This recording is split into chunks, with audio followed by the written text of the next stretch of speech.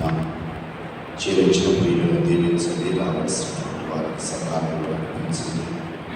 అందరము సజీవులు ఉన్నతులు సర్వాధికారులైన దేవుడైనటువంటి మా కొరకై ప్రాణం పెట్టి మనల్ని చేర్చి తెలియజేసిన యేసుక్రీస్తు నామములో స్తుతించి గణపరిచి పరచడానికి మీ కృపా పరిశుద్ధాత్మ దేవుడు మాకు సహాయంగా అనుగ్రహించండి.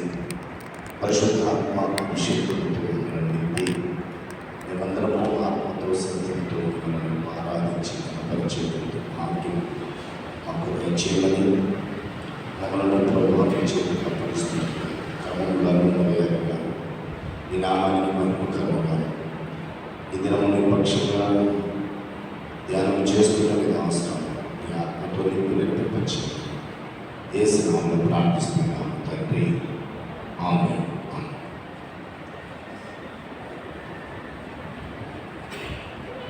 దేవుని పరిశుద్ధ నామానికి స్తుతి ఘనత.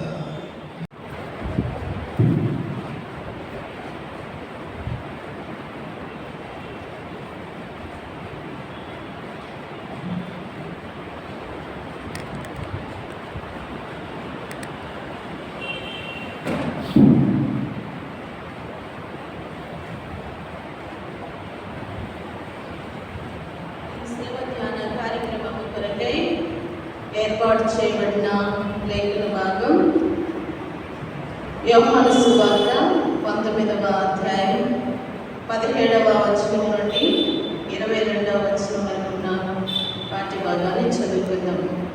వారు యేసును తీసుకుని పోయి ఆయన తన శిలువ మోసుకొని కపాల స్థలమును చోటికి వెళ్ళారు.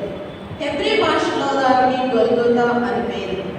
అక్కడ ఈ వైపున ఒకరిని ఆ వైపున ఒకరిని మధ్యను యేసును ఉంచి ఆయనతో కూడా ఇద్దరిని సిలువ వేసి, మరియు పిలాతు యూదుల రాజైన నజరేయుడకు యేసు పై విలాసము వ్రాయించి సిలువ మీద పెట్టించారు. యేసు సిలువ వేయబడిన స్థలము పట్టణములకు సమీపమై ఉండేది.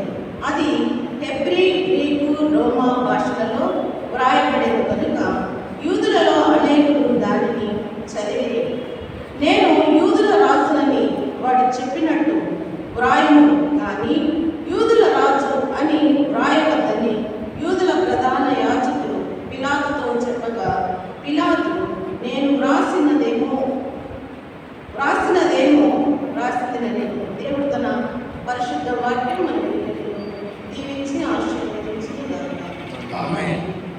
ప్రార్థన చేసుకుందాం. మోకరిల్లు కలిగినటువంటి వారు మీరు మోకరిల్దాం. మోకరిల్లు కలిగినటువంటి వారు మీరున్న స్థలంలోనే ఆ రీతిగానే ఉండి ప్రార్థనలో పాల్గొనాలని పేరిట అమలు చేస్తున్నాం. ప్రియులారా, మన శిలువ ఉపవాసము శిలువ శ్రమల ఉపవాసము ఆరాధనలో చివరి దశకు మనం చేరుకున్నాం. ఈ చివరి దశలో ఇంతవరకు దేవుడు తన మహాకృపను బట్టి అనేక మందితోటి ఆయన వాక్యం ద్వారా మనతో మాట్లాడుతూ వచ్చినాడు. ఆ మాటలను బట్టి మనము మన జీవితాన్ని ఎంతవరకు అనుదినము ఈ ప్రార్థన చేస్తూనే ఉన్నాము. ఏదైనా ఒకటైనను మన జీవితంలో మార్పు వచ్చినదా, లేదా ఆచార ప్రకారంలో వచ్చామా, విన్నామా, ప్రార్థించామా, వెళ్ళిపోతూ ఉన్నామా? ఒకసారి ఆలోచన చేసుకోవాలి. ఎంత ప్రమాదపు అంచుల్లో ఉన్నామో, ఎంతగా విధేయులై ఉన్నామో దేవునికి, ఎంత అవిధేయులమై ఉన్నామో ఆయన్ని మాటలను ఎంత లక్ష్య పెడుతున్నామో, ఎంత నిర్లక్ష్య పెడుతున్నామో. అసలు ఈ దేవుని మాటలని గుర్తిస్తున్నామో, గుర్తించలేదా? ఏమిటి?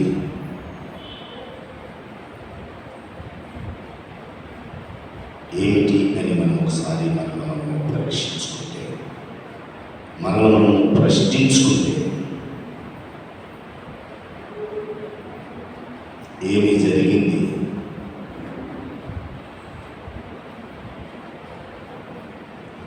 ఎటువంటి రూపాంతరము హృదయ పరివర్తనలో జరిగింది?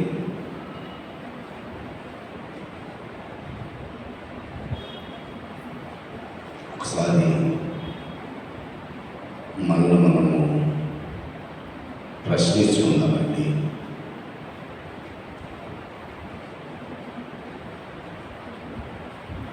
వస్తున్నాం, వెళ్తున్నాం, దినాలు గడిచిపోతున్నాయి. దినమేమిటో దినము మనకు అనుగ్రహింపబడుతూనే ఉంది. ప్రయోజనం ఏమిటి? ప్రభులో ఏ ప్రత్యేకత కొరకు మనము ఆయన సన్నిధానంలోకి వస్తున్నాం? కాలక్షేపానిక? అయితే కాలక్షేపాలకు వచ్చేదానికంటే ఇంతకంటే ఎంటర్టైన్మెంట్ ఇచ్చేటువంటివి చాలా ఉన్నవి.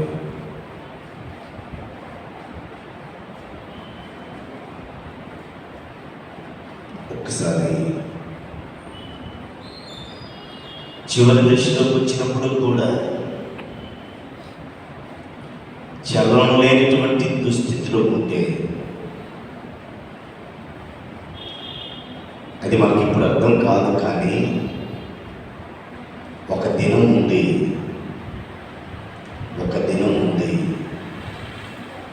ఆ దినమున మనము ఏమి కోల్పోయామో మనకు అర్థమయ్యే దినం ఉంది.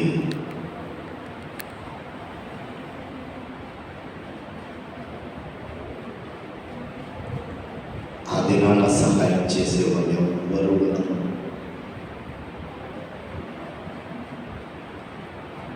అయ్యో నిర్లక్ష్య పెడితేనే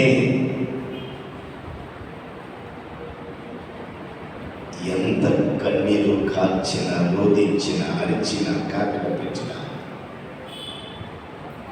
సహాయం దొరకనటువంటి దినము.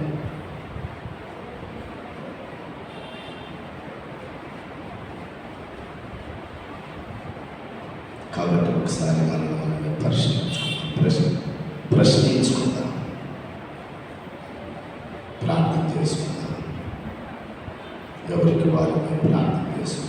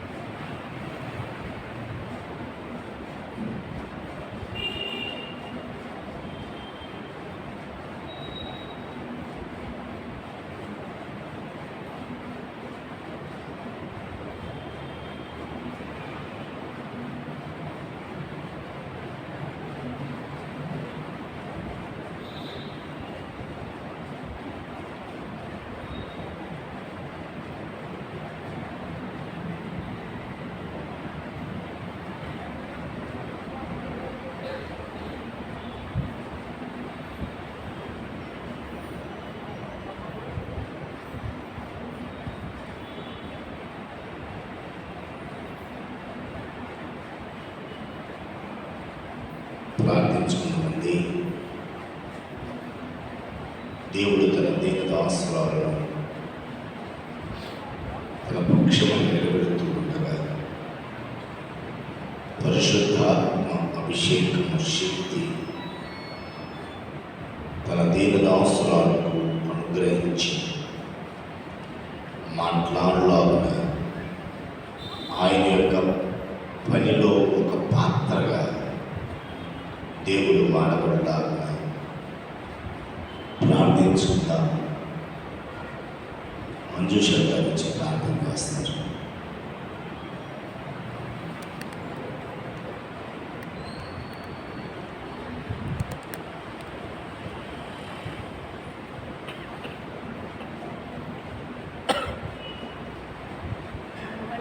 కలిగిన నా ప్రేమలో తండ్రి, మీ బంగారు పాదములకు కోట్ల కొద్ది స్తోత్రములు చెల్లించుకుంటున్నాం ప్రభు. నాయన సజీవ లెక్కలో ఉండి ఈ రీతిగా నీ సన్నిధానంలో చేరి ప్రార్థించినట్టు మిమ్మల్ని ఆరాధించినట్టు నాయన ఇటు సమయంలో తరుణం మీరు మాకు అనుగ్రహించిన దాన్ని బట్టి మీకు వందనాలు స్తుతులు స్తోత్రాలు చెల్లించుకుంటున్నాం ప్రభు. నాయన మా పాపాల నిమిత్తము మా దోషాల నిమిత్తము మేము మరణించాల్సింది కానీ నాయన మా కుమారుగా సిలువలో మీ రక్తమును కార్చి మీ ప్రాణాన్ని పెట్టి ప్రభు. నాయన మమ్మల్ని మీ బిడ్డలుగా స్వీకరించిన విధానం బట్టి మీకు వందనాలు స్తుతులు స్తోత్రాలు చెల్లించుకుంటున్నాం ప్రభు. నాయన ఈ ప్రతి దినమును ప్రభు నాయన మీ సన్నిధికి వస్తూ వెళుతూ ఉంటుండగా ప్రభు. నాయన మా విషయంలో మేము ఏమి నేర్చుకున్నామని గ్రహించుకుని నాయన వాక్యానుసారంగా జీవించే బ్రతుకున్న నాయన నాకును మాకును మీకు అనుగ్రహించవలసిందిగా వేడుకుంటూ ప్రభు. అయ్యా సంపూర్ణముగా నేను గుర్తెరిగితే ప్రభు నాయన మేము ఎక్కడో తప్పిపోము కదా ప్రభు. నాయన అట్టి స్థితిని మీరు మాకు అనుగ్రహించవలసిందిగా వేడుకుంటున్నాయన. మీరు వాక్యం చెప్పకపోవచ్చు నిబడి నాయన నేను సినిమా చాటును మీరు మరుగుపరుచుకొని ప్రభు. నాయన ఆవిడ ముఖాంతరంలో ఉండి మీరు మాట్లాడావిడని మీరు ధైర్యపరచు ప్రభు. నాయన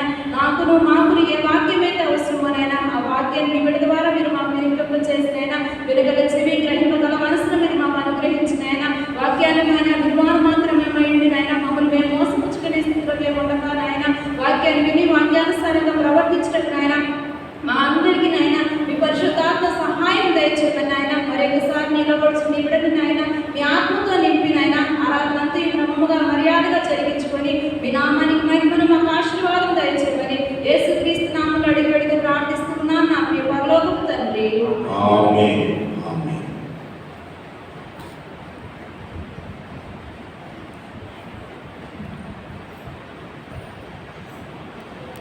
దేవుని మహాకృపను బట్టి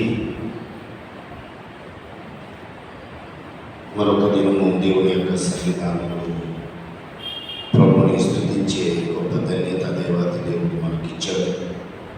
అందును బట్టి తెలియక దేవునికి కృతజ్ఞతలు చెల్లిస్తున్నాను. ఈ దినము దేవుని తన మహాకృప ద్వారా ఏర్పాటు చేసుకున్న దేవుని వాక్య ధ్యానం నిమిత్తమై ఏర్పాటు చేయబడినటువంటి ప్రియ సహోదరులు ఉజ్జల్లపూడి విశాలంగా మరొచ్చి వర్తమానాన్ని అందించాలని యేసుక్రీస్తు నామములో ప్రేమతోటి ఆహ్వానిస్తూ ఉన్నాను.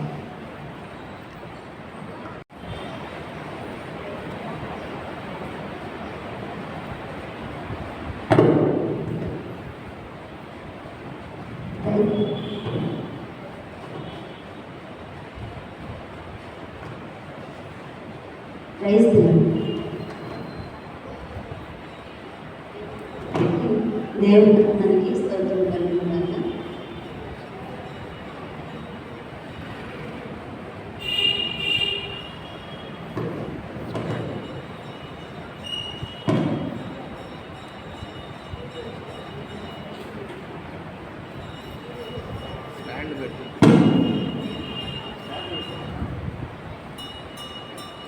ప్రస్తుతానికి మన సంఘానికి జరుగుతున్న దినము శ్రమదినం. సంవత్సరానికి 40 రోజులు చేస్తూ వస్తాం మనం శ్రమదినం. ఆచారం పెట్టు కాకుండా శ్రమదినాన్ని జరుపుకోవాలి. దేవుడు శిలువలో మరణించిన మరలా మన కోసం పునరుద్ధాన్ని లేచున్నాడు అని ఆచారం అన్నట్టు కాకుండా మనం సంవత్సరానికి 40 రోజులు శిలువలో దేవుడు పలికిన 7 మాటలు జ్ఞాపకం చేసుకుంటా ఉంటాం. అయితే ఆచారానుసారంగా కాకుండా నార్మల్గా దేవుడు 7 మాటలు శిలువలో పలికిన 7 మాటలు ఆయన శిలువను ఎత్తుకొని అంత శ్రమ పడడానికి గల కారణం వారంలో 7 రోజులు ఉన్నాయి మనకి. ఆ వారంలో ఉన్న 7 రోజులు కూడా మనము ఆ 7 మాటలు గుర్తు చేసుకోవాలేమో అని నాకు అనిపిస్తూ ఉంటుంది అప్పుడప్పుడు. అయితే మనం ప్రస్తుతానికి శిలువ గురించి దేవుడు అక్కడ ప్రత్యేకంగా రాయించబడ్డానికి ముఖ్య కారణం ఏంటంటే శిలువను మనం బాగుగా ఎరగాలి. శిలువ అనే దానికి అంత ప్రాముఖ్యం, దేవుడు అసలు అంత ప్రాముఖ్యంగా ఆయన ఇష్టపడి ఉన్న కుమారుడిని ఎందుకు పంపించారు కానీ అవయవాలు అక్కడే స్ట్రక్ అయిపోవచ్చేమో. ఆ దేహం అంతా శిథిలమైపోవచ్చేమో కానీ ఆయన మోసిన శిలువ, ఆ శిలువలో పొందిన శ్రమ అనేది మరువబడకుండా ఉంటుంది అనే దానికోసమే మన శిలువల గురించి దేవుడు అంత ప్రత్యేకంగా ప్రాముఖ్యంగా రాయించుకున్నాడేమో అనిపిస్తూ ఉంటుంది ఒకసారి. అయితే మనం శిలువ ఆయన పొందడానికి అక్కడ జరిగిన ఆ కార్యక్రమం అంతా స్టార్టింగ్ నుంచి, ఆయన పుట్టిన దగ్గర నుంచి ఆయన శిలువ పొందే అంత తప్పు, అంత పాపం ఏం చేస్తున్నాడా అని మనం ఒక్కొక్కసారి ఆలోచిస్తూ ఉంటే స్టార్టింగ్ నుంచి మనం చూద్దాము. ఎప్పుడైనా మనం ఒక విషయాన్ని ఇన్వెస్టిగేషన్ లాగా ఆలోచిస్తున్నప్పుడు మనం మొదటి నుంచి ఆలోచిస్తాం ఏ విషయాన్ని.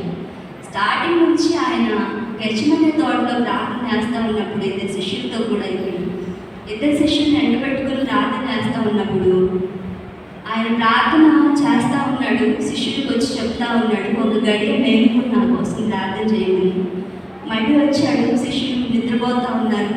సరే అయిపోయింది, 2 సార్లు చెప్పాడు, 3వసారి నా సమయం వచ్చేసింది, మనిషి కుమారుడి చేతి నేను అప్పచెప్పబోతా ఉన్నాను, మీరు సిద్ధపడండి అనేసి దేవుడు కూడా సిద్ధపరచుకుందండి. తాను మనిషి కుమారుడు యూదా వచ్చి దేవుడిని యేసు ప్రభు వారిని గుర్తు పెట్టుకున్నప్పుడు వెంటనే సైనికులు వచ్చి దేవుడి దగ్గరికి, అంటే యేసు ప్రభు వారి దగ్గరికి, అక్కడున్న జనసమూహాన్ని కత్తులతోనూ ఉదయంతోనూ అక్కడికి జనసమూహాల ఆ విధంగా వచ్చినప్పుడు యేసు ప్రభు వారు మాట్లాడుతుంది, నేను మీ మధ్య ఇన్ని రోజులు నన్ను పట్టుకోవడానికి రాలేదు, ఇప్పుడు వచ్చిన్నాను అని చెప్పేసి దేవుడు మాట్లాడుతూ ఉన్నప్పుడు వెంటనే ఒక సైనికుడు వచ్చి యేసు ప్రభు వారిని పట్టుకున్నప్పుడు పేదరు ఆ సైనికుడిది చెవి తెగ నరికెను అని ఉంటుంది. ఆయన పేరు మల్కు అని.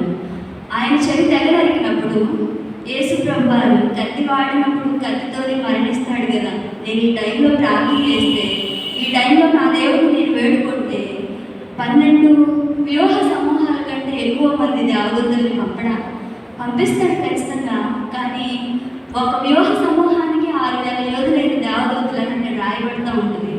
ఒక వ్యూహ సమూహానికి 6,000 మంది అంటే 12 వ్యూహ సమూహాలు అంటే 72,000 మంది దేవదూతల్ని దేవుడు అంతకంటే ఎక్కువ మందినే పంపిస్తాడు కదా.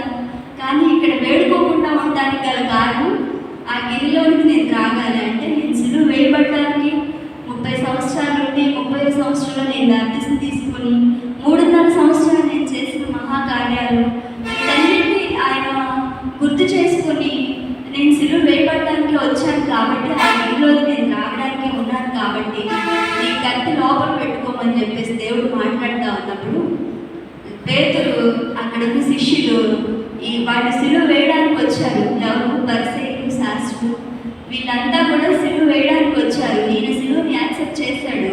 ఇక్కడ మనం ఉండడం మంచిది కాదని శిష్యులు అందరూ పారిపోతారు. అప్పుడు సైనికులు యేసు ప్రభు వారిని పట్టుకొని అక్కడున్న అన్న అని ప్రధాన యాజకుడు కరేబా అన్న అతనికి మామ అయిన అతని దగ్గరికి తీసుకెళ్ళిపోతూ ఉంటారు. తీసుకెళ్ళినప్పుడు అక్కడ మీరు చేసిన బోధ ఏంటి చెప్పండి అంటే, నేను బాహాటంగానే పబ్లిక్గానే నేను బోధించానే తప్ప రహస్యంగా నేను బోధించలేదు. రహస్యంగా నేను బోధించినట్ల ఇక్కడ బోధించిన వాళ్ళు, నేను బోధ చేసినప్పుడు విన్నవాళ్ళు చాలామంది ఉన్నారు, వాళ్ళు అడగండి అన్నప్పుడు అక్కడ ఒక బంట్రౌతు అంటే మనకి కానిస్టేబుల్ ఆ సైనికుడు ఆయన వచ్చి అరచేతిలో కొడతా ఉంటాడు అనమాట. అంటే మీరు ప్రధాన యాజకుడికే ఎదురు తిరిగి మాట్లాడతారా అనేసి అరచేతిలో కొడతా ఉన్నప్పుడు అక్కడ మనం చూడొచ్చు ఆ సిలువ మత్తయి, మార్కు, లూకా, యోహాను వీరింటికెళ్ళాక సిలువ స్టార్టింగ్ నుంచి ఎండింగ్ వరకు ఎలా జరిగింది అనే దాని మీద మీరు స్పష్టంగా చదివితే ముఖాన్ని గుద్ది వాళ్ళు ఎవరు కనుక్కోండి అని చెప్తా ఉన్నారు. వాళ్ళే ముఖాన్ని గుద్దేస్తారు. నువ్వు నిజంగా దేవుడి కుమారుడు కదా, నీకు ప్రవచన వారు ఉంది కదా, ఆ గుద్దినోళ్ళు ఎవరో కనుక్కోండి అని చెప్పేసి అక్కడ ఆ రోజు ఆయన్ని మాటల చేత, ఆయన్ని వెనుక వీపు మీద ఆయన ఆ గుద్దుల చేత ఇంకా ఆయన ఎన్ని రకాలుగా హింసించారు. నెక్స్ట్ డే మార్నింగ్ 6 గంటలకు ఆయన్ని పిలాతు దగ్గరికి తీసుకొని వెళ్ళారనమాట. పిలాతు దగ్గరికి తీసుకొని వెళ్ళిన తర్వాత పిలాతు అంటాడు, ఈయన ఏం న్యాయం చేశాడని మీరు నా దగ్గరికి తీసుకొని వచ్చారంటే,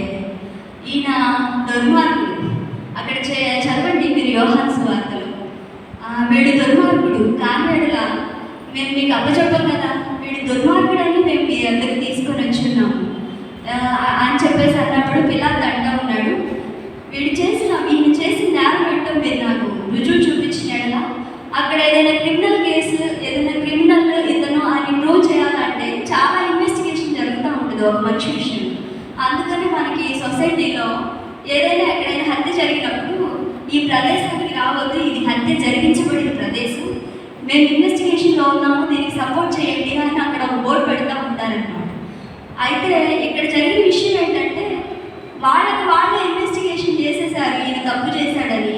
వాళ్ళకి వాళ్ళే సిలువ వేయమని కేకలు పెడతా ఉన్నారనమాట. అప్పుడు పిలాతు అంటున్నాడు, వీడు దుర్మార్గుడని మీరు ఎంచినప్పుడు మీ ధర్మశాస్త్ర ప్రకారం ఈయనకి ఏం శిక్ష వేయాలో ఆ శిక్ష విధించండి అని చెప్పేసి పిలాతు మాట్లాడినప్పుడు, మా ధర్మశాస్త్రంలో మనిషిని చంపే అధికారం మాకు లేదు కాబట్టి మీ దగ్గరికి మేము ఇతన్ని తీసుకొని వచ్చున్నాము.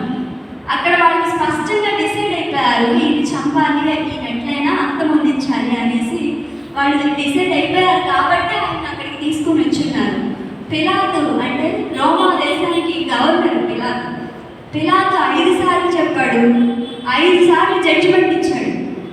ఈయన క్రిమినల్ కాదు, ఈయన అందు ఏ నేరారోపణ లేదు, ఈయన ఏ నేరం చేయలేదు కాబట్టి ఈయన మనం ఎలాగో మీరేమైనా శిక్షించమంటే చెప్పండి, నేను శిక్షిస్తా, కానీ సిలువ వేయడానికి ఈయన అర్హుడే కాదని చెప్పినప్పుడు ఇతన్ని సిలువ వేయండి అని కేకలు పెడతా ఉన్నప్పుడు పిలాతు ఇంకో విషయం ఆలోచించాడు. ఈరోజు పస్కా పండుగ, వీళ్ళు ఏమైనా మళ్ళీ డెసిషన్ మార్చుకొని అక్కడ బందిపోటు దొంగ ఒక అతనికి అవకాశం వచ్చింది, బరబ్బా అని, అతన్ని సిలువ వేయండి, ఇతన్ని విడుదల చేయండి అని ఏమైనా చెప్తారేమో అనుకున్నారేమో. వీళ్ళిద్దరిని ఎవరిని విడుదల చేయమంటారంటే యేసుని మీకు అప్పచెప్తా ఉన్నాము, మాకు బరబ్బా కావాలి అని చెప్పేసి అంటూ ఉంటారు. ఇక్కడ ఆశ్చర్యం ఏంటంటే ఆయన్ని సిలువ వేయించారు వీళ్ళే, అయిపోయింది. వెంటనే పిలాతు అంటాడు, ఈ సిలువ ఇంత ఏ దోషం చేయని ఒక నిర్దోషిని నేను చంపడానికి ఆ పాపం నా తరం నా మీదకి రాకుండానట్లు నేను చేతులు కడుక్కొని ఇతన్ని మీకు అప్పచెప్తాను, మీరు తర్వాత ఇతన్ని ఏం చేస్తారు, ఆ సిలువ వేసేది అనేది సైనికులకు అప్పచెప్తానని ఆయన చేతులు కడుక్కున్న తర్వాత ఇతన్ని యూదుల రాజు అని చెప్పుకుంటున్నాడు కాబట్టి సిలువ వేయండి అన్నప్పుడు అక్కడ రాస్తాడు, యూదుల రాజు అను నజరేతు వాడైన యేసు గారు రాస్తాడు. వెంటనే మనోళ్ళు అంటారు, పరిసయ్యులు సద్దుకయ్యులు కూడా వేరే వాళ్ళేం కాదు, వాళ్ళు ధర్మశాస్త్రం తెలిసిన వాళ్ళే. మోషే వస్తాడు, ఏలియా వస్తాడని ధర్మశాస్త్రం తెలిసిన వాళ్ళే. ఒకడు పునరుద్ధానం ఉందని నమ్మేవాళ్ళు, ఒకడు పునరుద్ధానం లేదనే వాళ్ళు. పరిసయ్యులు పునరుద్ధానం ఉందంటారు, సద్దుకయ్యులు పునరుద్ధానం లేదంటారు. ఇది 2 వర్గాలకు సంబంధించిన వాళ్ళు. ఇంతకుముందు వీళ్ళు శత్రువులుగా ఉన్నారు. ఒక అతని మీదకి నేరారోపణ మోపడానికి వీళ్ళు మిత్రులయ్యారు, అందరూ ఒకటయ్యారు. యేసు ప్రభు వారిని ఒక్కటి చేశారు. అక్కడున్న ఆ టైంలో ఆయన మేలు చేసినప్పుడు, బోధన చేస్తా ఉన్నప్పుడు శిష్యులు వెళ్ళిపోయారు. దాని తర్వాత వచ్చే ఆ జనసమూహాలు, మేలు చేసిన జనసమూహం మొత్తం కూడా సిలువ వేయండి అని కేకలు వేస్తూ ఉన్నారు. ఒక్కడే ఒక సైడ్ నిలబడి ఉన్నాడు. అప్పుడు ఆయన అనుకుంటా ఉన్నాడేమో, ఇక నేను సిలువ పొందబో మరణం ఎలాంటిది అనేది ఆయనకు ఒక ఆలోచన వచ్చింది. ఆ మరణం గురించి ఊహిస్తూ ఉన్నాడు. అక్కడున్న చాలామంది స్త్రీలు వచ్చి ఏడుస్తూ ఉన్నప్పుడు ఆ స్త్రీలతో చెప్తున్నారు, మీరు నా కోసం నేను ఉపయోగం ఏం లేదు, జరగాల్సిన అన్యాయం అనేది జరిగిపోయింది. సిలువ నేను మోయడానికి ఏ నేరం చేయలేదు. నాకంటే మిమ్మల్ని దేవుడు నా తండ్రి నాకంటే మిమ్మల్ని ఎక్కువగా ప్రేమించున్నాడు కాబట్టి ఆ ప్రేమ మీకు అర్థం అవడానికి నన్నేమన్నా ఒక పాత్రగా నన్ను వాడుకొని నా మరణంలో మీరేమన్నా అర్థం చేసుకొని ఆయన ప్రేమని తిరిగి మళ్ళీ ఆయన దగ్గరికి వస్తారేమో అని ఆశపడతా ఉన్నాడు. కాబట్టి మీరు ఇక నా కోసం అడగద్దు, మీకోసం, మీ పిల్లల కోసం, మీ పిల్లలు జాగ్రత్తగా పెంచుకోవడం కోసం, అందులో ఉన్న మర్మం అదని నాకు అనిపిస్తూ ఉంటుంది. పెంచుకోవడం కోసం అడగండి అని చెప్పేసి చెప్తా ఉన్నాను. దాని తర్వాత సిలువ వేసిన తర్వాత ఆ సిలువ కార్యక్రమం అంతా జరుగుతూ ఉన్నప్పుడు ఫైనల్గా ఆయన్ని గుద్దారు, ఆయన్ని కొట్టారు, ఆయనకి రావాల్సిన నిందన అంతటిని ఆయనకి అప్పచెప్పారు. ఆయన శరీరం అంతా పాడైపోయింది. అరికాల నుంచి నన్నెత్తి వరకు రక్తపు బొడ్డు తప్ప మనిషి ఎక్కడ కనిపించట్లేదు. మొత్తం జరగాల్సిందంతా వాళ్ళు చేస్తూ ఉన్నారు, చూస్తూ ఉన్నారు. అంత కర్కశంగా, అంత దారుణంగా, అంత ఒక మనిషిని అన్యాయంగా ఏ నేరం లేదని చెప్పిన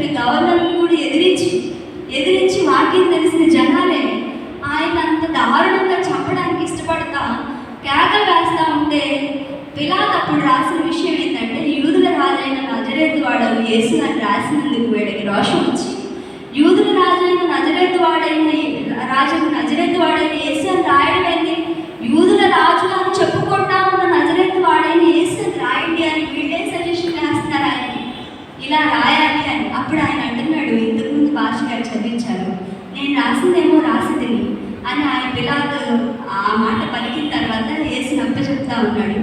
యేసుని వాళ్ళు సిలువపైకి ఎక్కించారు. అక్కడ ఎలక్షన్ జరిపారు. సిలువపైకి ఎక్కించి ఆయన వస్త్రాల కోసం ఎలక్షన్ జరిపారు. చివరికి ఆ వస్త్రాలు కూడా తీసేసుకున్నారు. అంత దారుణంగా ఒక మనిషిని చంపిన తర్వాత ఆయన చనిపోయాడా లేదా అని డెత్ డిక్లరేషన్ చేయడానికి కూడా వీళ్ళు ప్రక్కలో ఉన్న బల్లెపు పోటీలు పొడిచి ఫస్ట్ రక్తం వచ్చింది, దాని తర్వాత నీరు వచ్చింది, ఈయన చనిపోయాడు అని అప్పుడు డెత్ డిక్లరేషన్ చేశారనమాట. వీళ్ళు మనం చేయి పట్టుకొని ముక్కుల దగ్గర ఏళ్ళు పెట్టి చూస్తాం డెత్ డిక్లరేషన్. వీళ్ళు ఏం చేశారంటే అక్కడ పొడుస్తూ ఉన్నారనమాట. అప్పుడు అంటా ఉన్నాడు, యేసుని అప్పచెప్పినప్పుడు వాళ్ళిద్దరి మధ్య కొంత కాన్వర్సేషన్ జరిగింది. యేసు ప్రభు వారికి పిలాతుకి మధ్య కాన్వర్సేషన్ జరిగినప్పుడు యేసు ప్రభు వారితో పిలాతు అంటా ఉన్నారు, నీ అందు నాకే నేరాలు ఒకటి కనిపించట్లేదు కాబట్టి నిన్ను విడిపించడానికి నేను సమర్థుడిని, కాబట్టి నేను నిన్ను విడిపించాలనుకుంటా ఉన్నాను. ఒక మాట నోరు తెరిచి మాట్లాడితే ఏమి నేరం చేశామని వీళ్ళు ఇలా రివర్స్ అవుతున్నారు, ఒక మాట మీ మాటలో ఒక మాట చెప్పండి అని అడుగుతూ ఉన్నాడేమో. అప్పుడు అంటా ఉన్నాడు, వాళ్ళు ఏం చెప్తున్నారంటే యూదుల రాజు అని చెప్పేసి దేవదోషం చేస్తా ఉన్నామని చెప్పేసి వాళ్ళు చెప్తున్నారంటే, సరే మీరేమనుకుంటున్నారంటే నేనేమన్నా అనుకోవడానికి నీ సొంత జనాలు, నీ జనాన్ని కాదు కదా, నేను నేను ఎరిగిన వాడు కాదు కదా, అంటే యూదులకు సంబంధించిన ధర్మశాస్త్రం పిలాతుకి తెలియదు కాబట్టి నేను ఈ జనాన్ని కాదు కదా అని చెప్పేసి అక్కడ మాట్లాడుతూ ఉన్నాడు. దాని తర్వాత పిలాతు ఊహించింది అక్కడ జనాల్లో చూస్తూ ఉన్నది ఏంటంటే, ఇప్పుడు నా టాపిక్ వస్తాను నేను. పిలాతు అక్కడ జనాల్లో చూస్తూ ఉన్నది ఏంటంటే మత్తయి సువార్త 27:18. మత్తయి సువార్త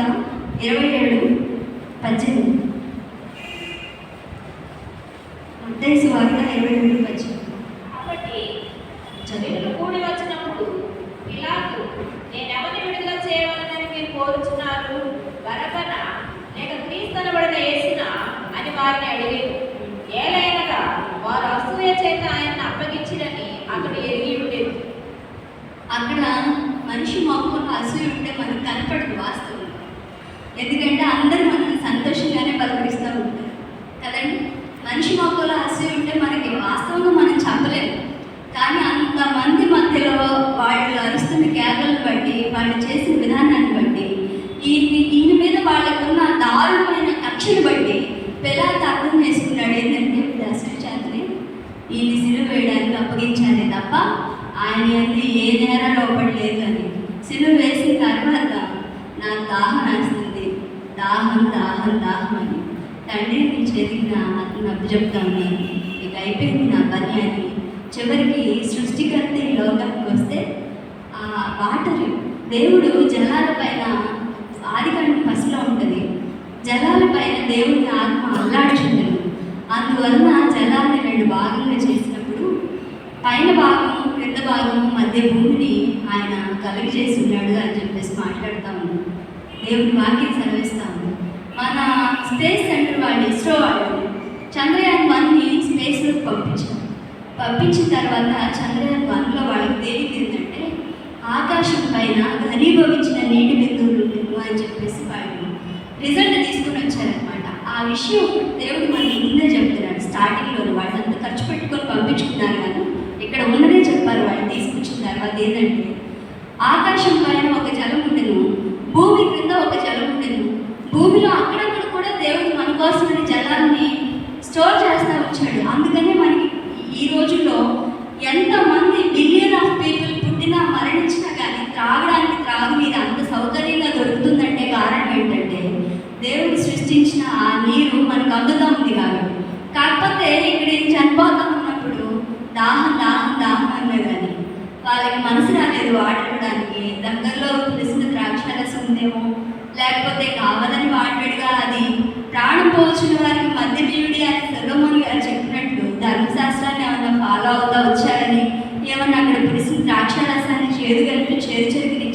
అన్నట్లుగా దేవుని వాక్యం సెలవిస్తూ ఉన్నాడు మేడం.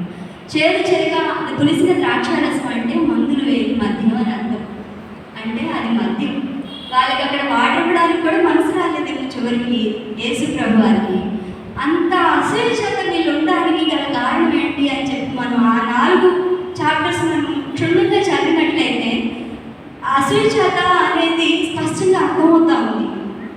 అంత నేరం ఈయన ఏం చేశాడు అంటే, ఈయన నేరం ఏమీ చేసినట్లేం అనిపించలేదు. ఈయన చేసిన నేరం వల్ల మంచిగా ఆ అవసరము అని ఆయన దగ్గరకు వచ్చిన వాళ్ళందరికీ ఆదరణ ఇచ్చాడు. కుంటివారిని, గుడ్డివారిని, చెవిటివారిని, మోర్చరోగం ఉన్నవారిని, పక్షవాతం ఉన్నవారిని, చంద్రరోగం ఉన్నవారిని. ఆ రోజులో ఆయన చేయలేని కార్యమేమీ లేదు, ఆయన చేయని అద్భుతం ఏమీ లేదు, ఆయన చేయని ఆశ్చర్య కార్యం లేదు, అంత సాహస కార్యం లేదు. అదంతా దేవుడు కూడా మనిషి కుమారుడికి, ప్రధాన యాజకుడికి అది చేయడానికి అవకాశం ఇచ్చినప్పటికీ వాళ్ళు చేయలేకపోయారు. కానీ ఈయన దేవుని కుమారుడు అని దేవదోషంగా చెప్పుకుంటున్నాడు అని చెప్పి ఈయన చేస్తా ఉన్నాడని ఏమన్నా వాళ్ళకి అసూయేమో. కానీ ఆ రోజుల్లో అలలను, గాలిని, ప్రకృతిని అన్నిటినీ స్వాధీనపరుచుకున్నాడు. సముద్రంపై నడిచొస్తా ఉన్నాడు, నీళ్ళని ద్రాక్షరసంగా చేస్తూ ఉన్నాడు. అక్కడ ఆకలి అని వాక్యం విని వెళ్తా ఉన్న వాళ్ళకి ఆకలితో పాపకుండా 2 రొట్టెలు 5 చేపలు ఉన్నప్పుడు వాటికి కూడా ఆశ్చర్యంగా వాళ్ళ ఆకలిని నింపుతా ఉన్నాడు. ఎక్కడ బోధ చేసిన జనాలు గుంపులుగా వస్తున్నారు. ఒకళ్ళిద్దరితో ముగించట్లేదు, సభలు విస్తారంగా వస్తూ ఉన్నారు. ఆ చివరికి మరణాన్ని సైతం ఆయన శాసిస్తూ ఉన్నాడు. చనిపోయిన వారిని కూడా లేపుతా ఉన్నాడు. దయ్యం వెళ్ళిపో అంటే దయ్యం కూడా వెళ్తా ఉంది. ఈయనకి ఇంత అధికారం ఎవరిచ్చారు? అక్కడ ఆశ్చర్యం ఏంటంటే ఆయన బోధన చేయవాడిలాగా కాకుండా ఒక అధికారం గలవాడిలాగా బోధిస్తూ ఉన్నాడు అని మనం చూస్తాము. అయితే ఇంత అధికారాన్ని ఈయనకి ఎవరిచ్చారు అని వీళ్ళు అసూయ చేత ఆలోచిస్తూ ఉన్నారు. అంచేత వీళ్ళు ఆయన శోధించబడ్డారు. సాతాను ప్రలోభాలను కూడా తిప్పికొడతా ఉంటాడు. 40 రోజులు ఆయన ప్రార్థిస్తూ ఉన్నప్పుడు సాతాను వస్తే సాతాను ప్రలోభాలను కూడా తిప్పికొడతా ఉన్నాడు. ఇంత ఈయనకి ఎలా వచ్చింది పౌరుని ఆలోచిస్తూ ఉన్నారే తప్ప ఒకసారి ప్రార్థన చేసి ఏం ప్రభావం మరి మా దేశంలో కొత్త వ్యక్తి వచ్చాడు, ఆయన అంతా చేస్తూ ఉన్నాడు, మా ధర్మశాస్త్రాన్ని అంతా వాళ్ళ ధర్మశాస్త్రం చదువుతున్నారే తప్ప ధర్మశాస్త్రాన్ని చదివింది ఫాలో అవ్వట్లేదు అని చెప్పినందుకు మీరు సర్పానికి పుట్టిన సంతానం అంటున్నాడు, వేషధారులాగా ఉన్నారంటున్నారు, సమాధికి సున్నం కొట్టినట్టు లోపల మీరు కుళ్ళిపోయారే తప్ప బయటికి బాగున్నారు, మీరు మారండి అని చెప్తున్నాడు. అంటే పరిసయ్యులు, శాస్త్రులు, సద్దుకయ్యులు, జ్ఞానులు వీళ్ళ బిహేవియర్ బాగాలేదు, మీరు మార్చుకోండి అని చెప్తా వస్తున్నాడు. అది వాళ్ళకి నచ్చలేదు. ఎందుకు నచ్చలేదంటే వేషంగా ఉండొద్దు అని చెప్తా ఉన్నాడు. అన్నీ వాళ్ళకి ఆ లోపల ఉన్న కుళ్ళునే ఎత్తి చూపిస్తూ ఉన్నాడు. మనం కూడా అంతే, దాన్ని అవసరమయ్యి ఎవరైనా మనకు ఒక విషయం చెప్పారంటే అది మార్చుకొని చెప్పారంటే ఇంకోసారి వాళ్ళతో మాట్లాడడం మానేస్తాం. చాలా వరకు మాట్లాడడం మానేస్తాం. 4-5 సార్లు చెప్పారంటే వాళ్ళ మీద ఏదో ఒకటి అనుకుంటూ ఉంటాం అనమాట. అట్లా వీళ్ళు కూడా అసూయ చేత నిండి ఉన్నారు. ఈ అసూయ వీళ్ళకి ఎలా పుట్టింది అంటే అప్పుడు పాత నిబంధన గ్రంథం, కొత్త నిబంధన గ్రంథంలో పుట్టిన అసూయ కాదు ఇది. పాత నిబంధన గ్రంథంలో అప్కమింగ్ ఫాదర్స్లో స్టార్టింగ్ 10 జనరేషన్స్లోనే ఉంది అసూయ. ఫస్ట్లో మనం చూసినట్లయితే ఆదికాండం 30లో 1వ అధ్యాయంలో రాహేలు లేయా మీద అసూయపడింది అని వాక్యంలో రాయబడి ఉంటుంది. ఎందుకంటే రాహేలు లేయా మీద అసూయపడడానికి గల కారణం లేయాకి ఎటు చూసినా పిల్లలే, పుట్ల పిల్లలు, ఎటు కాళ్ళకి చేతులకి 2 పిల్లలు ఉంటే 2 చేతులు పిల్ల అవుతాయి. అదే 3 పిల్లలు ఉంటే ఖాళీ లేదు నాన్నని ఎత్తుకోవడానికి, నువ్వు నడువని చెప్తాం మన పిల్లలకి. అట్లాంటిది లేయాకి ఎటు చూసిన పిల్లల్లో అనుకుంటా ఉంది, పిల్లల్ని కానీ ప్రతిసారి నేను భాగ్యవంతురాలు కాబట్టి ఏమోగా నన్ను ఆశీర్వదించాడు, ఈసారైనా నా భర్త ప్రేమ నాకు దొరుకుతుందేమో అనుకుంటాను. రాహేలుకి పిల్లలు లేరు, రాహేలుకి అక్క మీద అసూయ. ఆ అసూయ ఏ స్థితిలో ఉందంటే నువ్వు నాకు పిల్లల్ని ఇస్తావా లేకపోతే నన్ను సూసైడ్ చేసుకోమంటావా అని భర్తను అడుగుతుంది. యాకోబు దగ్గరికి వెళ్ళి రాహేలు అడుగుతోంది, నాకు పిల్లల్ని ఇవ్వండి లేకపోతే నేను చచ్చేది. అప్పుడు యాకోబు కోపం రాహేలు మీద రగులుకొనుగా ఉంది, కానీ అక్కడ కాన్వర్సేషన్ లేదు. నాకు తెలిసి నేను అనుకోవడం ఏంటంటే నాకు పిల్లలు ఇవ్వకుండా ఉండడం ఏమైనా సరదానా? నేను లేయాకి పిల్లలు ఇచ్చాను కదా, మరి నీకెందుకు పిల్లలు ఇవ్వను? నీకు పిల్లలు కలగకపోవడానికి కారణం నేను కాదు, నేను దేవుడిని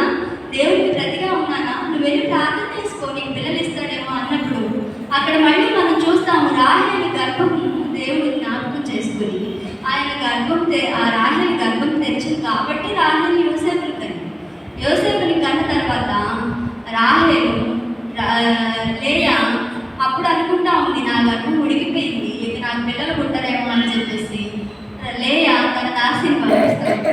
రాహేలు కూడా ముందు పిల్లలు పుట్టినప్పుడు తన దాసిని పంపించింది.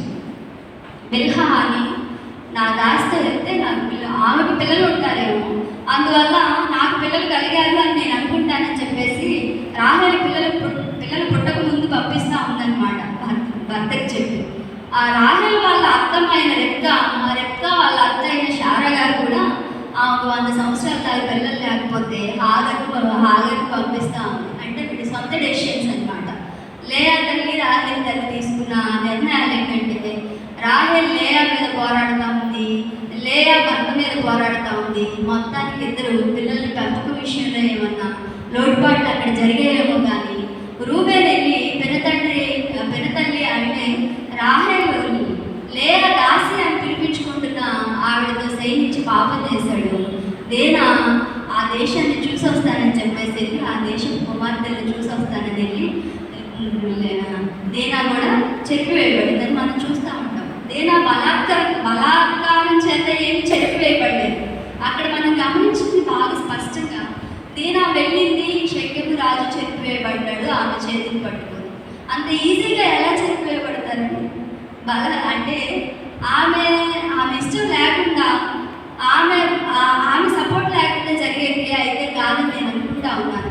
తర్వాత షెకెము రాజు దేనాన్ని చెప్పిన తర్వాత ప్రేమగా మాట్లాడి లాలన చేద్దాం పెద్దవాళ్ళు ఒప్పించి వాడిని పెళ్లి చేసుకున్న తర్వాత అన్నదమ్ములు అందరూ దేనా వెళ్ళిపోయిందని బాధపడతా ఉన్నట్టు ఆ పెళ్ళికి కూడా అక్కడ ఉన్న దేశపు వాళ్ళు సున్నతి పొందితేనే చేసుకుంటామేమో అని అందులో ఉన్నట్టు ఆ సున్నతి పొందిన తర్వాత వాళ్ళకి ఇచ్చి మన పెళ్లి చేసిన తర్వాత వెళ్ళిపోయింది ఇలా చేసి అని వీళ్ళు ఏమైనా బాధపడతా ఉన్నప్పుడు వీళ్ళ అన్నలు అందరూ వెళ్ళి ఆ దేశపు పురుషుల్ని చంపినట్టు మనం చూస్తాము. అక్కడ ఒక పెద్ద వధ జరిగింది.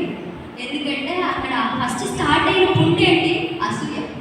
ఫస్ట్ స్టార్ట్ అయింది అసూయ. అందువల్ల అసూయ చాలా దారుణాన్ని. రాహేలు యాకోబుని తన తల్లి ఏశావు చేతి నుంచి తప్పించుకోబాబు అని చెప్పి పంపించినప్పుడు యాకోబు ఏం చేశాడంటే దూరం నుంచి రాహేలుని చూసి ఒక బంధువుని కలుసుకున్నానన్న ప్రేమతో ముందే వెళ్ళి ముద్దు పెట్టుకొని ఆమెను ప్రేమించి ఆమె కోసం పూలవరిగా 14 ఏళ్ళు కొలువు చేశాడు అనమాట. కొలువు చేసిన అంతవరకు బాగానే ఉంది. దాంతో ఎండ్ అయిపోలేదు. యాకోబుని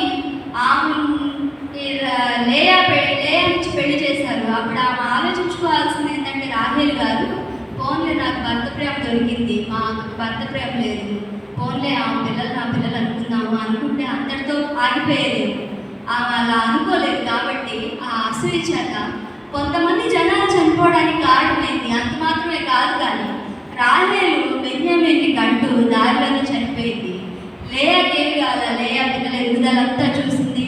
అబ్రహాం శారా బాధపడినది ఆ ప్రదేశంలో మక్పోలా అనే ప్రదేశంలో అబ్రహాము శారా ఇస్సాకు రెబ్కా నేను అక్కడ లేయానే పాతి పెట్టాను, నన్ను కూడా అక్కడ పాతి పెట్టండి అని యాకోబు గారు మాట్లాడుతున్నట్టుగా మనం చూస్తూ ఉన్నాం బైబిల్ గ్రంథంలో. అంటే రాహేలు అసూయ చేత కొంతకాలం బ్రతికింది. తర్వాత బిడ్డను కనలేక ప్రసవ వేదంతో మరణించింది. లేయా మాత్రం తన జీవితాన్ని బిడ్డలతో చూస్తూ ముగించింది అని నేను అనుకుంటా ఉన్నాను. అందుచేత అసూయ అనేది అంత మంచిది కాదు. ఇదే కాదు కానీ యోసేపు, ఆ కుటుంబంలోనే యోసేపు అప్పుడు బ్రతికేటప్పుడు యోసేపు లేయా దాసితో రాహేలు దాసితో బ్రతుకుతూ ఉన్నాడు.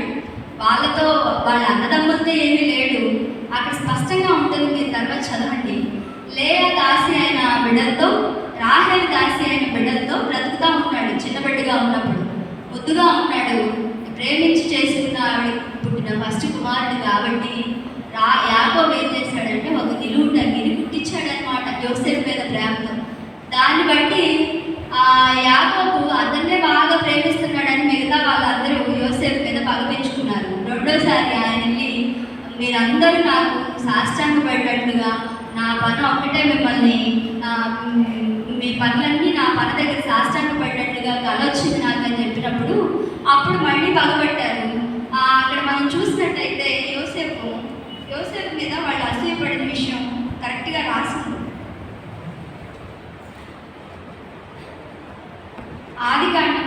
37:11 వచ్చింది.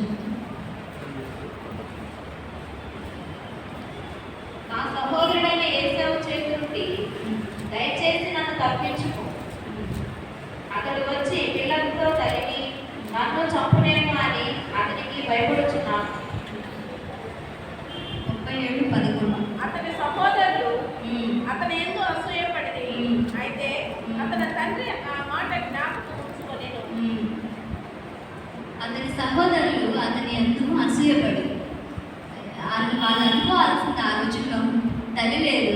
చిన్నపిల్లడు అప్పుడు తల్లి చనిపోయింది. ప్రేమగా చూసుకోవడానికి తల్లి లేదు. ఆడపిల్లలకైనా మగపిల్లలకైనా అంత దగ్గరగా హత్తుకొని అంత మంచి చెడు చెప్పేది తల్లి మాత్రమే అని సొసైటీ చెప్తా ఉంది. తల్లి లేదు, పోన్లే వాళ్ళ అమ్మ చనిపోయింది. చిన్నపిల్లడు అప్పుడు 2-3 సంవత్సరాలేమో తల్లి ప్రేమ చూసుంటాడేమో. మనమే ఒక తల్లిలాగా చూసుకున్నాం, మా తమ్ముడే కదా, ఎంతైనా ఒకటే బ్లడ్ కదా అని వాళ్ళు అనుకోలేదు. ఎందుకంటే ఆ తండ్రి ప్రేమని ఎందుకు దక్కాలనుకున్నారేమో అసూయ పడతా వచ్చారు. అసూయ పడటం వల్ల యోసేపు నీతి ప్రవర్తన బట్టి యోసేపుని దేవుడు హెచ్చించాడు. యోసేపుకి ఏమి కాలేదు అసూయ పడటం వల్ల. ఎప్పుడైనా మనం ఒకళ్ళ మీద అసూయ పడతా ఉన్నప్పుడు మన అభివృద్ధి అంతటితో ఆగిపోయిందేమో అనిపిస్తూ ఉంటుంది. డెవలప్మెంట్ జరగాలంటే మనం ఎవరినైనా వాళ్ళ డెవలప్మెంట్కి మనం ముందు వాళ్ళు డెవలప్ అయ్యేది చూసి మనం సంతోషపడాలి.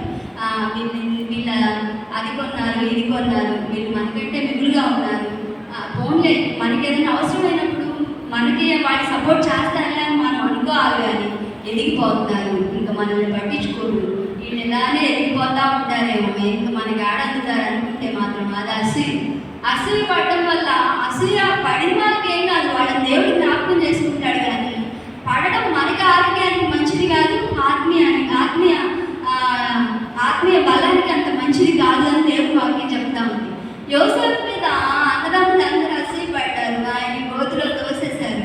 యోసేపుని 20 తులముల వెండి నాణ్యానికి యోసేపుని అమ్మేశారు. యోసేపు వెళ్ళాడు, ఐగుప్తులో ఉన్నాడు, కొంతకాలం బ్రతికాడు. ఆయన జ్ఞానం చేత, ఆయన నీతి ప్రవర్తన చేత దేవుడు యోసేపుని జ్ఞాపకం చేసుకున్నాడు. యోసేపుని జ్ఞాపకం చేసుకున్న తర్వాత అక్కడ అందరి పొలాలు, అందరి ట్యాక్స్, అన్ని బంగారం మొత్తం కూడా యోసేపు ఆయన దగ్గర పెట్టుకొని ధాన్యాన్ని దానంగా ఇస్తా ఉన్నాడు అనమాట యోసేపు. అయితేమో కానీ చుట్టుపక్కల దేశం వాళ్ళు అందరూ వచ్చి యోసేపు దగ్గర కొంటా ఉన్నారు.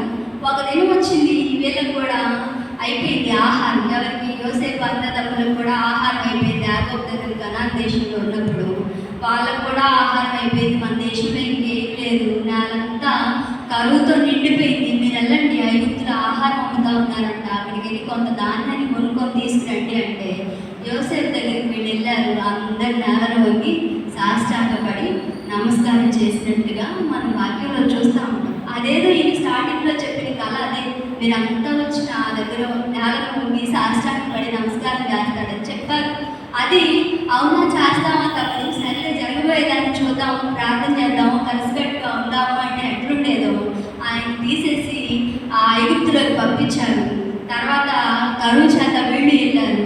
ఆ తర్వాత అక్కడ ఐగుప్తులో ఇశ్రాయేలు జనాంగం 400 సంవత్సరాలు కష్టపడడానికి గల కారణం ఈ కుటుంబమే కాదంటారు. వీళ్ళే అంతా వెళ్ళి అసూయ చేత ఆ తమ్ముడిని అక్కడ అమ్మబట్టి అక్కడ కొంతకాలం బాగానే జరిగింది వీళ్ళకి. ఫరో ఉన్నంత కాలం వీళ్ళకి బాగానే జరిగింది. అక్కడ నిర్మాకాండలో మోషే రాస్తా ఉన్నాడు, ఫస్ట్లో చదవండి మీరు. తర్వాత ఫరో ఉన్నంత కాలం వీళ్ళకి బాగానే జరిగింది. ఫరో చనిపోయిన తర్వాత, ఫరో కాలం దాటిపోయిన తర్వాత కష్టాలు మొదలైనాయి అనమాట. ఎందుకు ఫరో ఉన్నంత కాలం బాగా జరిగిందంటే ఫరో ఐగుప్తులో ఉన్నప్పుడు యోసేపు ప్రవర్తన బట్టి యోసేపుని ప్రేమిస్తూ వస్తున్నాడు, ఆయన ఆదరించాడు కాబట్టి ఆయన జనాలందరినీ ఆదరించాడు.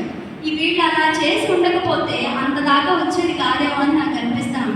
వీళ్ళకంటే కూడా మన జనరేషన్స్లో ఫస్ట్ హత్య చేయబడింది ఎవరు అంటే హేబేలు. ఆయన కూడా పగతోనే అసూయ, అంటే అసూయకి పగ, మత్సరం, ఇవన్నీ అసూయ వాళ్ళు వస్తూ ఉంటారు.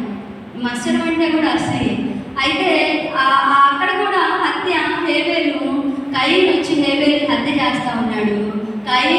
హేబేలు ప్రాణము పొలంలో మొరపడతా ఉంది. అప్పుడు దేవుడు అడుగుతూ ఉన్నాడు, కయీను నువ్వు ఎక్కడున్నావు, నీ తమ్ముడు ఎక్కడున్నాడంటే నా తమ్ముడికి నేను ఆమె కాపలా ఉన్నాను, నా తమ్ముడు ఎక్కడున్నాడు నాకు ఎలా తెలుస్తుందంటే నీ తమ్ముడి రక్తం మొరపడుచున్నా ఆ మొర నేను వినలేదనుకుంటున్నావా? నువ్వు ఈ కష్టపడి భూమిని సేద్యపరుస్తా ఉన్నావు, ఆ భూమి సారం లేకుండానే ఎండిపోద్ది. దానివల్ల నువ్వు తినేది ఏమీ లేదు, నువ్వు దేశ దిక్కులేవై దిక్కులేని వాడిపై తిరుగుతావని చెప్పేసి దేవుడు చెప్పిస్తా వస్తున్నాడు. ఎందుకు అంత నేను పొందిన ఈ శాపము నేను భరించలేనంత గొప్పదే అని ఎందుకు హేబేలు చెప్పాల్సిన పరిస్థితి వచ్చిందంటే అక్కడ ఆయన కయ్యని చెప్పాల్సిన పరిస్థితి వచ్చిందంటే అక్కడ కయ్యకి దేవుడికి యెహోవా దేవుడికి హేబేలు ఎందుకు ఇష్టమయ్యాడో కయ్యని గ్రహించలేదు. ఆయన అర్పణ నచ్చింది, ఆయన అర్పణ అంగీకరించాడు. ఈసారి నేను అర్పణ తీసుకొని వస్తాను, ఎందుకంటే ఒక తల్లికి మేము పుట్టాము, ఒక తల్లికే మేము ఒక ఇంట్లోనే మేము ఉంటా ఉన్నాము, ఒక దగ్గరే మేము పడుకుంటా ఉన్నాము, ఒక కంచెలోనే మేము తింటా ఉన్నాము, మేమంతా ఒకటిగానే బ్రతుకుతా ఉన్నాము. వాడు గొర్రెలు కాస్తా ఉన్నాడు, నేను పొలాన్ని పండిస్తున్నా, అంతకుమించి తేడా ఏం లేదు. కాకపోతే ఎందుకు నీకు నా అర్పణ నచ్చలేదు ప్రభు అని అప్పుడే ప్రార్థన చేసినట్లయితే ఈసారి ఏం సరి చేసుకుని తేవాలో దేవుడు చెప్పేవాడే, మేబీ ఆయనకి చెప్పేవాడు. అది కాకుండా వీడెందుకు దేవుడికి వీడిని ఎందుకు ప్రేమించాలి, అదే వీడే లేకపోతే నన్ను ప్రేమిస్తాడు కదా అని కలిగి అనుకున్నాడేమో. నా తమ్ముడిని అడ్డం తొలగించేస్తే నన్ను ప్రేమిస్తాడు దేవుడు అనుకున్నాడేమో. నువ్వు ఎక్కడున్నా దేవుడు మీరేం చేస్తున్నారు చూస్తా ఉండేది. ఆ విషయం మనందరికీ తెలుసు, ఇదంతా అందరికీ తెలిసిన విషయం. కాకపోతే అసూయ అనేది మనకి ఎంత పెద్ద గాయాన్ని మన ఆత్మీయంగా ఎదుగుదల అవ్వకుండా ఎంతగా అడ్డుకునిద్దంటే మనం అసూయ పడడం మంచిది కాదు, మనకే కాదు మన శరీరానికి మంచిది కాదని సాల్మన్ గారు చెప్తా ఉన్నారు. ఏమంటే చదవండి, సామెతలు 14:30 ఆయన చెప్తా ఉన్నాడు, సాత్వికమైన మనస్సు శరీరానికి జీవము, మత్సరము ఎముకలకి కుళ్ళు అని చెప్తా ఉన్నాడు. ఎందుకు మత్సరం ఎముకలకి కుళ్ళు? సాత్వికమైన మనసు అంటే దేని మనసు? ప్రేమించే మనసు. ప్రేమించే మనసు శరీరానికి మంచిది, మత్సరము ఎముకలకి కుళ్ళు. మనకి క్యాన్సర్ అలా వస్తాయండి, మన శరీరంలో గడ్డం ఏదో కుళ్ళిపోతేనో క్యాన్సర్ వస్తుంది. గొంతు క్యాన్సర్ వచ్చిందనుకోండి, ఈ గొంతులో ఇంతవరకు కట్ చేసి పైప్ చేసి అన్నం పెడతారు. చెస్ట్ క్యాన్సర్ వస్తే ఒక చెస్ట్ తీసేస్తారు. అదే బ్లడ్ క్యాన్సర్ వచ్చిందనుకోండి, లోపల మన బ్లడ్ అంతా తీసేసి మళ్ళీ కొత్త బ్లడ్ ఎక్కిస్తారు. అదే బోన్ క్యాన్సర్ వస్తే ఏమీ చేయలేదు. మనం చనిపోయాక మన ఎముకలు మన శరీరం అంతా కళ్ళెవరాలు ఆపత్తులు దాన్ని పట్టి పీకి అవన్నీ తినేసిన ఎముకలు అలానే మిగిలిపోతాయి. అంటే ఆ అసూయ ఎముకల్లో అలానే ఉంటుంది. కాబట్టి అసూయ మంచిది కాదు, ఆరోగ్యానికి మంచిది కాదని దేవుని వాక్యం చెప్తా ఉంది. అందరి సహవాసం కలిగి అందరూ ప్రేమగా మాట్లాడండి, ప్రేమగా ఉండండి, ప్రేమించుకోండి ఒకరికొకరు. ఈ అసూయకి విరుగుడు ఏమైనా ఉందా అంటే విరుగుడు కూడా ఉంది. మనకి ఫస్ట్ కొరింథియన్స్ 13 చూడండి, 13 లవ్ చాప్టర్ అంటారు. First Corinthians 13.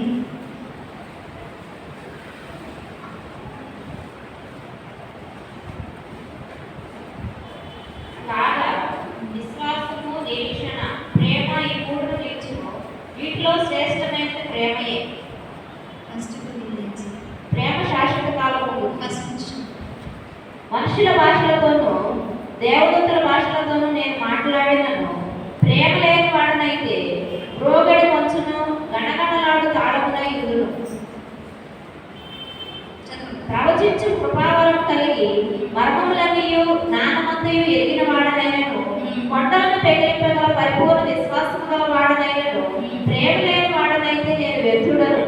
వీధుల పోషణ కొరకు నా ఆస్తి అంతయు ఇచ్చినను, కాల్చబడడం నా శరీరమును అప్పగించినను, ప్రేమ లేని వాడినైతే నాకు ప్రయోజనం ఏమీ లేదు. ప్రేమ దీర్ఘకాలము సహించును, దయ చూపించును, ప్రేమ మత్సరపడదు. ప్రేమ మత్సరపడదు. మనలో ప్రేమ ఉంటే, మత్సరం అంటే ఏంటి? అసూయ. మనలో ప్రేమ ఉంటే మనం ఖచ్చితంగా ఎవరి మీద అసూయపడదు.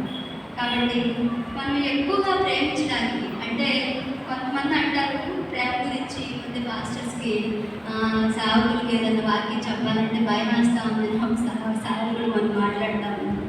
అంటే ప్రేమ ఆ ఏజ్లో టీనేజ్లో ఉన్న వాళ్ళకి అనుకూలంగా మార్చుకుని ఆ ప్రేమను రకరకాలుగా వాడుకుంటూ ఉన్నారు. కానీ దేవుడు సిలువలో మరణించాడు కదా, మరణించేంత ప్రేమ నాలో కూడా ఉంది అని చెప్పి వీళ్ళు అంటూ ఉన్నారు. మరణించినాక లేవలేదు. ఏముంటుంది కనుగొలించడానికి చేయదు. కాబట్టి ప్రేమ మనకి అన్యోన్యమైన ప్రేమ, సహవాసంలో మనమంతా కలిసి ఉండే ప్రేమ. దేవుడు యేసు ప్రభు అలా మనం ఒంటరిగా రాలేదు ఈ లోకానికి, ఒంటరిగా పోవడానికి ఆయన ఏమి ఇష్టపడలేదు మనల్ని. అందుకనే మన తల్లిదండ్రుల్ని, మన తోబుట్టుల్ని మనకంటూ మళ్ళా ఒక ఏజ్ వచ్చాక వివాహం చేసి భార్య భర్తలు ఇస్తూ ఉన్నాడు. భార్య భర్తలు ఇచ్చిన తర్వాత ఆ ప్రేమ ఎక్కడ కరువైందో అనుకున్నాడేమో, మరలా బిడ్డలు ఇస్తూ ఉన్నాడు. కాబట్టి నేను ఒంటరిగా వచ్చాను, ఆయన ఒంటరిగా బ్రతకడం ఎలా ఉండిందో ఆయన మాదిరిగా మనకి చూపించాడు. కానీ మనం అలా ఏం ఒంటరిగా లేవు, మనకి సహవాసం ఉంది. ఒక సహవాసాన్ని మనం కలిగి ఉంటాం మన చర్చెస్లో. మనం అందరం ఒక తల్లి బిడ్డల వల్లే ప్రతి నెల కూడా మనం లార్డ్ సప్పర్లో చేయాల్స్తూ ఉన్నాం. అందరం చేయాల్స్తాం బ్యాప్టిస్ట్ తీసుకుని ప్రతి ఒక్కరు. కానీ ఒక తల్లి బిడ్డల వల్లే బ్రతకడమే గొప్ప వరం. అందుకని దేవుడు మాట్లాడుతూ ఉంటాడు కదా, సహోదరుల ఐక్యత కలిగి ఉంటా ఎంతో పేరు అని. వాళ్ళ ఇంట్లో విషయాలు వాళ్ళ ఇంట్లో తెలిసినప్పుడు మనం ఏమనుకుంటామంటే, మమ్మల్ని చూసి వీళ్ళు ఎక్కడ తక్కువగా అనుకుంటా ఉంటారేమో అని బాధపడతా ఉంటాం. అలా ఉంది సొసైటీ కూడా. అంటే ఎవరైనా ఏదైనా విషయం చెప్తే ఆ విషయాన్ని బట్టి వాళ్ళని తక్కువ చేసే వాళ్ళకి వాళ్ళ బాధ ఎవరిని పంచుకోవాలన్నా మనుషులతో భయపడేలాగుంది. కానీ దేవుడితో పంచుకోవడానికి నాకు తెలిసి దేవుడి దగ్గర మనం అపాయింట్మెంట్ ఏం తీసుకోక్కర్లేదు. నాకు తెలిసినంత వరకు ఒక ఎంఆర్ఓ దగ్గరికి వెళ్ళాలంటే మనం ఎన్ని రోజులు ఎదురు చూడాలి. గవర్నమెంట్ ఎంప్లాయీస్ అయితే వెంటనే వెళ్తారండి. మామూలుగా పొలం ఉంది ఒక ఊర్లో, ఒక ఎంఆర్ఓ దగ్గరికి వెళ్ళాలంటే మినిమం 3 రోజులు ఆ విఆర్ఓలు పట్టుకుని తిరుగుతూ ఉండాలి. మమ్మల్ని ఎప్పుడు కల్పిస్తారు ఎంఆర్ఓ ఉంటారు. అదే ఒక గ్రౌండ్ లెవెల్లో ఉన్న ఎంఆర్ఓ కలవడానికి అంత టైం పడుతుంటే మనం పొలిటికల్ ఆఫీసర్స్ దగ్గరికి వెళ్ళడానికి ఎంత టైం పడుతుంది చెప్పండి. మనం వెళ్ళలేము కూడా. మ్యాక్సిమం అంతమంది జనాల్లో మనకు ఒక స్పెషల్ అపాయింట్మెంట్ దొరకాలి. అలా మనం స్పెషల్గా ఏదైనా ఒక విషయం వాళ్ళకి తెలియజేయాలి. కానీ దేవుడి దగ్గరికి వెళ్ళడానికి ఏ అపాయింట్మెంట్ అక్కర్లేదు. 24 గంటల్లో మనం ఎప్పుడైనా వెళ్ళచ్చు. ఏ అప్లికేషన్ అయినా మనం అక్కడ సబ్మిట్ చేయొచ్చు. నీవు నిజంగా మొరపెట్టిన ఎడల నేను నీకు సమీపస్తున్నై ఉన్నానని దేవుని వాక్యం చెప్తా ఉంది. కాబట్టి మీరు నిజంగా దేవుడి దగ్గరికి వెళ్తే ఖచ్చితంగా మన అర్జీ రిజెక్ట్ అయితే అవ్వదు, ఖచ్చితంగా దానికి సమాధానం అయితే వస్తుంది. కాబట్టి అసూయపడటం శరీరానికి మంచిది కాదు, ఆత్మకు మంచిది కాదు. కాబట్టి అందరం సహవాసంలో ప్రేమ కలిగి ఉండాలని దేవుని వాక్యం చెప్తా ఉంది. నిజంగా ప్రేమ ఉంటే ఈ పేదల పోషణ కొరకు నువ్వు ఎంత ఇచ్చినా, నీకు ప్రవచన వరం ఉన్నా, పరిశుద్ధాత్మని కలిగి ఉన్నా, నీకున్న ఆస్తి అంతా నువ్వు అమ్మినా ప్రేమ లేని వాడికైతే అది వ్యర్థమే. నీకు విశ్వాసము, నిరీక్షణ, ప్రేమలో శ్రేష్టమైనది ఏది అంటే ప్రేమే అని చెప్తుంది దేవుని వాక్యం. దేవుని ఆజ్ఞలో కూడా మొదటి ఆజ్ఞ ఏంటి? మొదటి ఆజ్ఞ ప్రేమ గురించే. కొత్త నిబంధన దాని గురించి అయితే పూర్ణ ఆత్మతో పూర్ణ మనసుతో నన్ను సేవించండి అని మొదటి ఆజ్ఞ ఉంది. కానీ సెకండ్ ఆజ్ఞ ఏంది? నిన్ను వల్ల నీ పొరుగు వారిని ప్రేమించండి. ప్రేమ మన ఆరోగ్యానికి మంచిది. మనం మన పక్క వారిని ప్రేమిస్తే అది క్రిస్టియానిటీ అంటేది దానికి సింబాలిక్ ఏంటి? ప్రేమ. ఇప్పుడున్న ఈ సహవాసంలో మనం ప్రేమను కలిగి ఉండకుండా అసూయను కలిగి రోజు ప్రతిసారి మనకే అవకాశం ఇచ్చే పాస్టర్ గారు ఒక వారం మనకు అవకాశం ఇవ్వలేదనుకోండి, ఈ వారం తప్పిపోయాడు, నన్ను ఎలా మర్చిపోయాడు, ఫస్ట్ వచ్చి కూర్చున్నా కదా అనుకుంటాం మనకు సహాయంగా కదండి. లేదు, ముఖస్థితి లేకుండా వాక్యం చెప్పాడు అనుకోండి పాస్టర్ గారు, ఏమంటాం మనం ఈసారి పిలుస్తాం ఆ స్థాయికి. ఈయన ఏదో తేడాగా చెప్తున్నాడండి వాక్యం, మన సంఘానికి అవసరం లేదు అనుకుంటాం. మేమే మనం అలా అనుకుంటున్నామేమో. మన ముఖస్థితి లేకుండా వాక్యం చెప్పేవాళ్ళు చాలా అరుదుగా ఉంటారు. అరుదైన వాళ్ళని మనం ప్రేమించాలి, వాళ్ళని ఎంకరేజ్ చేయాలి. దేవుని వాక్యంలో ఏముందో వాళ్ళ ద్వారా మనకి తేటగా తెలియపరుస్తూ ఉంటారు. ఇప్పుడు ఇన్ని పరిస్థితులు, శాస్త్రులు, సద్దుకయ్యలు, ఈ జనాలందరూ వేసే మీద అసూయపడ్డారు, తీసుకెళ్ళి కప్పెట్టారు, సిలువ వేశారు. సిలువ వేసిన తర్వాత ఏం జరిగింది? ఆయన ప్రాణం విడిచాడు, సమాధిలో పెట్టారు. దాని మీద ఒక రాయి పొర్లించారు. ఆ పొర్లించినంత మాత్రాన ఆయన ఆగాడు. పొర్లించినంత మాత్రాన ఎవరైతే ఆయన్ని దేవదోషం చేశారని సిలువ వేశారు, ఎవరైతే ఆయన్ని ఒంటరి చేశారో, ఎంతమందికి ఆయన మేలు చేసినా అదంతా మర్చిపోయారు. వాళ్ళందరి కళ్ళు పగిలేలాగా, చెవులు మింగురుమనేలాగా మహాభూకంపం వచ్చిన తర్వాత ఆయన ఆత్మస్వరూపుడే ఆయన లేచి దృష్టిగా కనిపించాడని దేవుని వాక్యంలో రాస్తాము. కాబట్టి మనం అసూయపడటం వల్ల మనకే అది మంచిది కాదు అని నేను ఈ వాక్యం ద్వారా చెప్పదలుచుకున్నాను. ఈ సమయం నాకు ఇచ్చిన సమయం అయిపోయింది. ఆ మాటలు ఇద్దరితో ముగిస్తా ఉన్నాను. చిన్న ప్రార్థన చేస్తాను. మహాపరిశుద్ధమైన ప్రేమ నమ్మకం కలిగి మా ప్రియాలను తండ్రి నీకు స్తోత్రాలు ప్రభు.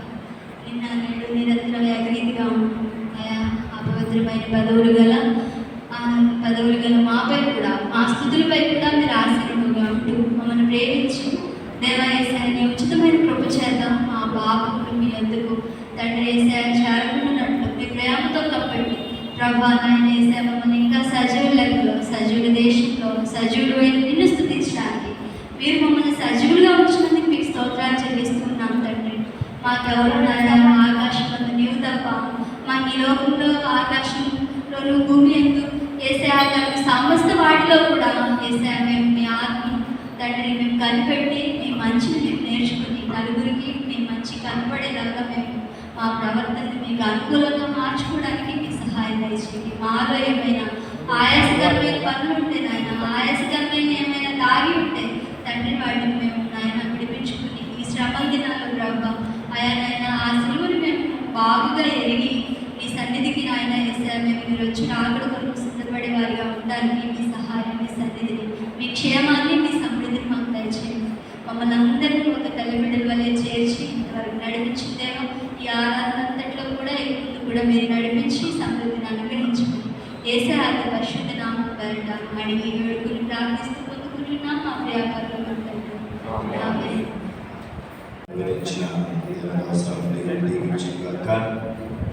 ఇతరులను చూసి వాళ్ళు పెట్టుకోగలండి. ఈ సినిమాలు చూసేటప్పుడు ఆయన భర్త స్వీట్ ఇతరులను చూసి పాత్ర పెట్టుకుంటారు.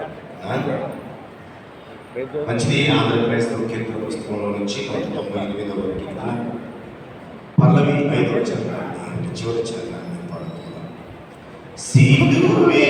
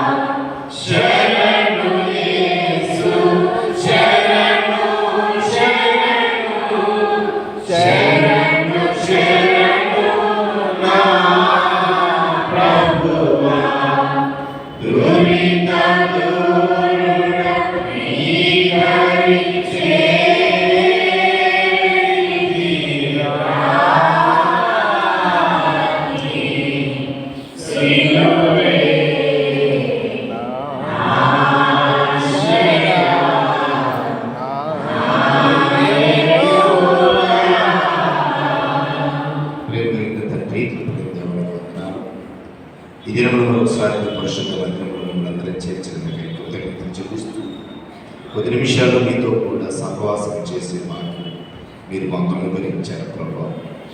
ఇదిగో తండ్రి, భూలోకంలో మానవుడు అసూయ చేత మిమ్మల్ని అప్పగించినను ప్రభా అసూయపరులు అంతమంది పోయారు. మీరైతే ప్రభా అనంతుడిగా మృత్యుంజయుడిగా సర్వాధికారిగా సర్వశక్తివంతుడిగా ఈ సృష్టి యావత్తును ప్రభా ఏలుతున్న మా ఆ రాజుగా మీరు మాత్రమే స్థిరపడి ఉన్నారు. అట్టి మహాదేవుని ఈ దినమున మేము తెలుసుకోవడానికి మీ దాసురాలు గారు మాకు నేర్పించిన ప్రతి శ్రేష్టమైన మార్గం బట్టి కృతజ్ఞత. మేము అసూయపరులు కాకుండా దానికి విరుగుడైనటువంటి ప్రేమ అనేది మా జీవితంలో మేము ప్రతిష్ఠించుకుని మా జీవన విధానాన్ని కొనసాగించడం కూడా చూపించాలి. చేరొచ్చిన పిల్లలందరినీ కూడా మీరు దీవించండి. తదనంతరము కృపాహారం మీద ఏర్పాటు చేసిన మీ కుటుంబాన్ని కూడా మీరు దీవించాల్సి మీ కృపా కాపులతో మనందరినీ యేసు నామములో ప్రార్థిస్తున్నాము తండ్రి. ఆమేన్. పరలోకమందున్న మా తండ్రి, నీ నామం పరిశుద్ధపరచబడుగాక. నీ రాజ్యం వచ్చునుగాక. నీ చిత్తం పరలోకమందు నెరవేర్చునుగాక. భూమి మీద నెరవేరునుగాక. మాకు కావలసిన అనుదిన ఆహారాన్ని మాకు దయచేయి. మా రుణస్థులను క్షమించిన ప్రకారం మమ్మల్ని క్షమించు.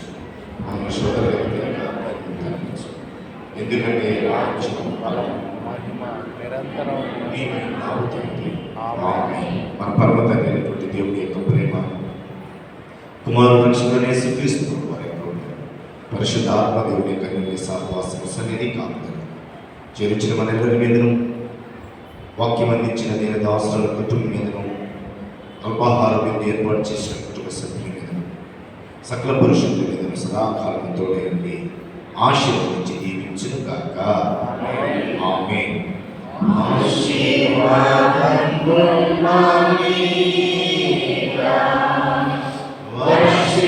వర్షింపచేయు ఈశా